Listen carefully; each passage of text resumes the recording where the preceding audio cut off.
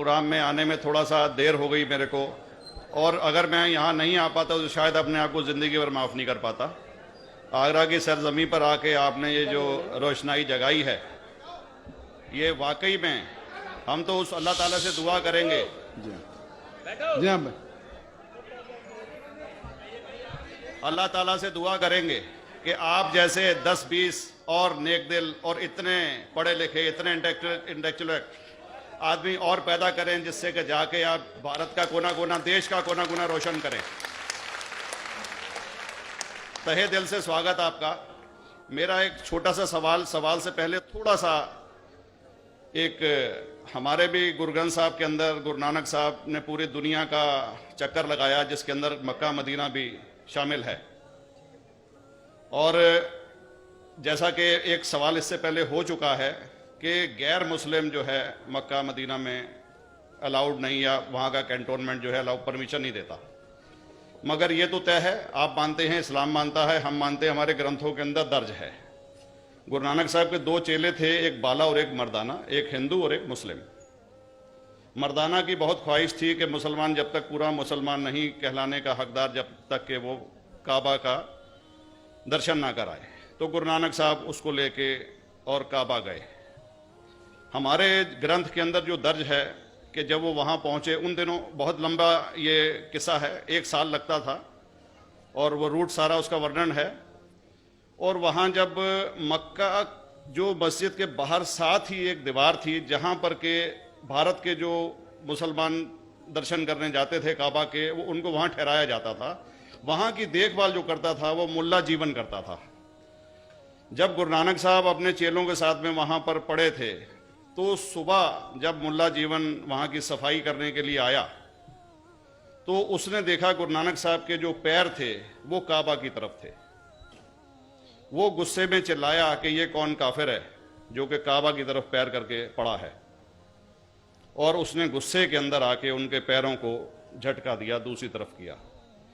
तो हमारे ग्रंथ के अंदर दर्ज जो किस्सा है उसके अंदर यह है कि काबा भी उस समय हिल गया, जिधर गुरु नानक के पैर जाते थे काबा उधर मुड़ता था। तो वो जोर से चिल्लाया, ये कोई हजरत है, ये कोई औलिया है।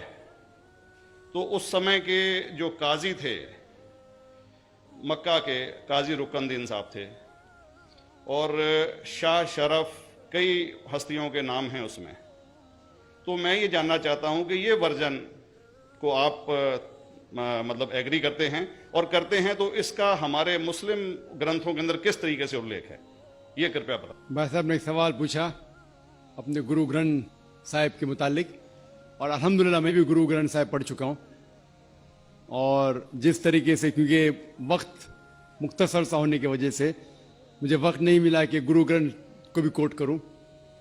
आपका सवाल का जवाब देने के पहले मैं आपसे ज़्यादा चाहूँगा कि इवन गुरु ग्रंथ की किताब पढ़ेंगे आप, ग्रंथ जिसे आदि ग्रंथ कहते हैं, और कोई सिख से पूछेंगे कि खुदा का तसव्वुर क्या है, सबसे बेहतरीन जवाब कोई सिख दे सकेगा, वो आपको कोट करेंगे जापू जी, जो गुरु ग्रंथ साहिब आदि ग्रंथ के सबसे पहले चैप्टर है, सबसे पहला श्लोक, जिसके कहते हैं जापू जी, जिसके मानी है कि God is true, he is only one, he is not begotten and is free from fear and want. क्योंकि मैंने अंग्रेजी में पढ़ा हूं, इसलिए मैं अंग्रेजी में उसे कह रहा हूं कि खुदा एक ही है, वो हक है, और वो ना किसी को जना है ना किसी को जनेगा, और वो इमॉर्टल है, ना कभी मर सकता है।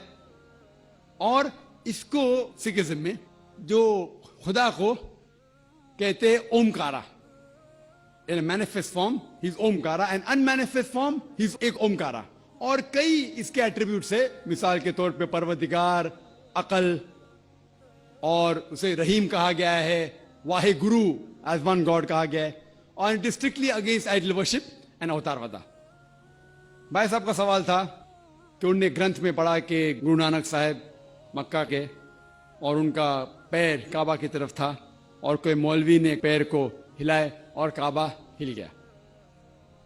क्योंकि ये age of science and technology है, अगर कोई चीज जो किताब हजारों साल पहले लिखी गई है, 10,000 साल या 4,000 साल, तो शायद उसके बारे में हिस्टोरिकल रिकॉर्ड मिलना मुश्किल है। हालांकि इवन जीसस क्राइस्ट के बारे में 2000 साल हिस्टोरिकल रिकॉर्ड है क्योंकि सिखिज्म जो एक एकदम नया मजहब है, जितने मजाहिब के मुकाबले हिंदुस्तान में नया है, कुछ सैकड़ों साल पहले 15th सेंचुरी में, toward the end of the 15th century, Guru Nanak साहब जो पंजाब के थे, ये मजहब तो कायम हुआ हार्डली 400-500 या 400-500 साल।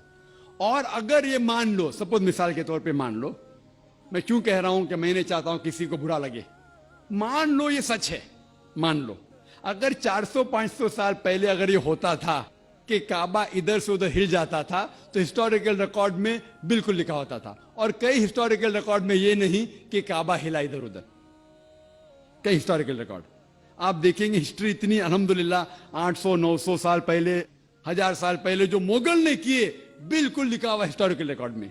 तो ये कहना कि गुरु नानक साहब वहां गए और काबा हिल गया, ये बिल्कुल साइंस के खिलाफ है, क्योंकि साइंस में कोई भी रिकॉर्ड नहीं है, वहां के देश के रिकॉर्ड में कहीं भी नहीं कि काबा हिला। तो इसलिए हम कहते हैं कि हो सकता है ये गलती से किसने लिखा होगा, न कई किस्से कहानी। ये मैं तस्लीम करता हूं कि गुरु ग्रंथ साहिब में कई चीजें सही है, हक की बात है, लेकिन ये तस्लीम करना कि काबा हिल गया, ये बिल्कुल साइंस के भी खिलाफ है, साइंस के खिलाफ है। और इस्लाम में भी ये नहीं है। लेकिन ये कहना कि कोई गैर मुस्लिम जा सकता है, मुमकिन है, चुपके से कोई गया तो हो सकता है। वो भी जवाब